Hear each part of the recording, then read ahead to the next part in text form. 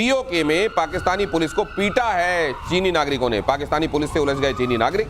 चीनी नागरिकों और पाकिस्तान की पुलिस के बीच में जबरदस्त मारपीट हुई है। पहले भी चीन अपने नागरिकों की सुरक्षा को लेकर चिंता प्रकट करता रहा है और अब शायद लगता है कि ये कह दिया गया है कि पत्थर अपने हाथ में ले लो, कानून वहां का अपने हाथ में ले लो, क्योंकि उसके अलावा तुम्हारी रक्षा और कोई कर नहीं सकता। देखिए, ये गिलगित बाल्टिस्तान का वहाँ हुआ है जहाँ पर से सीपैक अंदर घुसता है। वहाँ पर दो हैं, जहाँ से चाइना की गाड़ी आती है तो कोई इसको चेक नहीं करता, मगर जो है यहाँ पाकिस्तान की गाड़ी को जाती है चाइना में देने के लिए, तो उसकी इतनी चेकिंग होती है कि भेज ही नहीं पाते। अच्छा। और वो उनकी चीजें यदि पेरिसेबल खराब हो जाती, तो खास करके गिलगित बाल्टिस्तान के लोग बहुत परेशान, तो उन्होंने ब्लॉक कर दिया, उनके पास को ब्लॉक कर दिया, और इन्होंने अभी ये बंद है तो, और इनको तो नमाज नहीं पढ़ने देते वहाँ चाइनीज जो लगे हैं सीपैक के ऊपर में। तो पाकिस्तान अपनी हर से ऐसे ही कराना चाहता है। अभी तो उनके पुलिस को मार रहे हैं सर। वहाँ पता ये चला है कि ये लोग प्रोटेस्ट कर रहे थे जी, और चाइना के लोगों ने फिर उनके साथ इनकी भिड़ंत हो गई। 48 आवर्स रोक दिया था बस इसके कारण।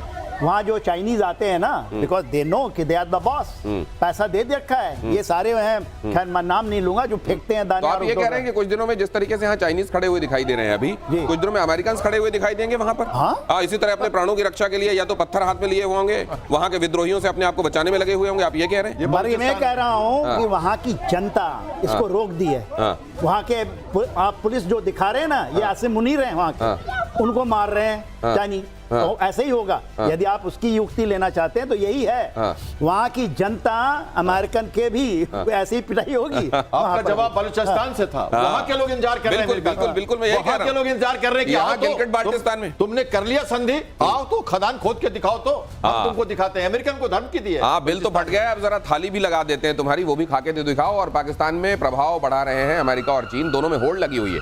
पाकिस्तान को लेकर चीन और अमेरिका में एक कोल्ड वॉर सा चल रहा है। चीन अमेरिका के साथ डबल गेम कर रहा है, दोनों मुल्कों के साथ डबल गेम कर रहा है पाकिस्तान। दोनों देशों से फायदा उठाने में लगा हुआ है। चीन को सीपेक 2.0 प्रोजेक्ट का लालच, पाकिस्तान के एयरबेस पर अमेरिका की नजर है, और पाकिस्तान के रेयर अर्थ मेटल पर भी, अगर वहां पर है, वहां एनर्जी अगर वहां ऑयल के रूप में, गैस के रूप में मौजूद है, उस पर भी अमेरिका की नजर है।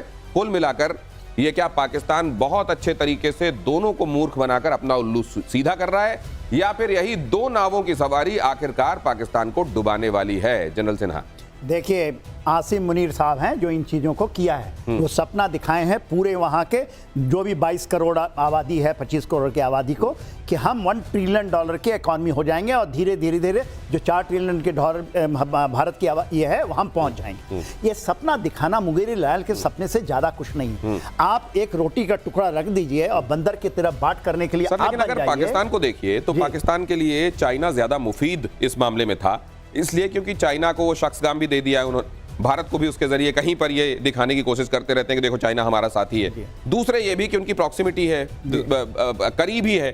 अमेरिका तो उधर बैठा हुआ है। अमेरिका के साथ ये जो अभी रिसेंटली इनकी जो कुर्बत शुरू हुई है, इसका अंजाम चाइना की भी नाराजगी, ना माया मिली ना राम जैसा आगे देखते हैं, या कहीं ये फिर से निभा ले जाएंगे? आप एब्सोल्युटली कह दिए। देखिए, निभा क्या, ये आए थे ना अफगानिस्तान में, अफगानिस्तान के अंदर में ये डीप स्टेट कहते थे कि जो हमारा डीप थ्रस्ट है, हमारे इंडिया करेगा अटैक तो हम अफगानिस्तान में जाकर के हमारा डेप्थ है, स्ट्रेटेजिक डेप्थ बात करते थे। अभी हम जाके दिखाएं अफगानिस्तान में मारते हैं तालिबान इन्होंने खड़ा किया है। इनकी सांप सुचुंदर वाली हान होने वाली है। वो इस पर कुछ मार्क कर रहे हैं। आप ध्यान से देखिए अपने स्क्रीन पे, जो मैं आपको कहने की कोशिश कर रहा हूं। अमेरिका की स्ट्रैटेजी देखिए, बेसिस का इस्तेमाल, सेना के साथ रणनीति, मुनीर को बुलाना, उनको लंच कराना और शहबाज शरीफ को बाईपास करना। और चाइना की नीति देखिए, कृषि क्षेत्र, खनन, लॉन्ग टर्म बीआरएस, संस्कार, culture, embedment in Pakistan, long term embedment. America कभी भी यू टर्न ले लेगा और हमारे साथ भी ले लेता है। तो ये बात ध्यान से रखनी है। वो ड्रोन लगा रहा है वहां पे और चाइना पे नजर रखने की कोशिश कर रहा है पाकिस्तान में जाके। खनन वगैरह एक और मुद्दा है, कुछ और भी देख रहा है अमेरिका, वो अपनी व्यापारिक नीति से चलता है। तो ये आप जो कह रहे हैं ना, दिखा रहे हैं दर्शकों को, इस पर ध्यान देना है कि चाइना लंबे समय से जुड़ा हुआ है पाकिस्तान में। अमेरिका अभी घुसा है, अंदर नहीं घुसता था पाकिस्तान में।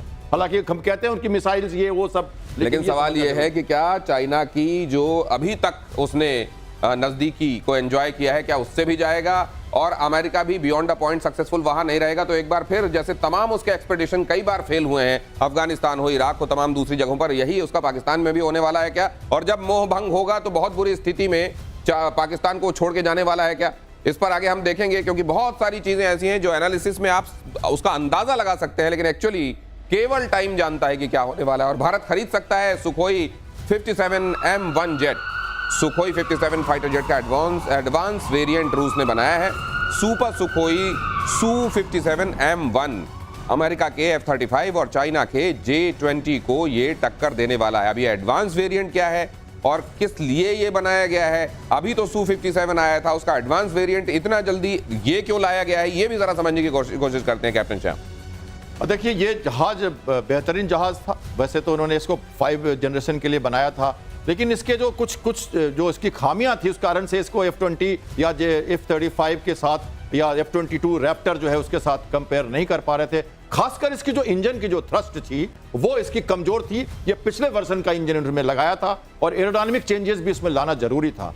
इसलिए इन्होंने ये जब लगा कि ये कम्पीट नहीं कर पा रहे मार्केट में, तो इन्होंने 2 साल पहले से ही तो सर अगर मान लीजिए उसकी जो कुछ कमजोरियां थी उसको लेकर ये बनाया गया है, तो मैं एक चीज ये जानना चाहता हूं कि भारत जो ये कह रहा है कि हम अपने कुछ स्क्वाड्रन को लेकर फॉर द टाइम बीइंग जो सोच रहे हैं, हो सकता है वो Su-57 ही रहे, तो क्या Su-57 एडवांस रहेगा सर? वो देखिए यही आ रहा है हमारे पास, यही आएगा।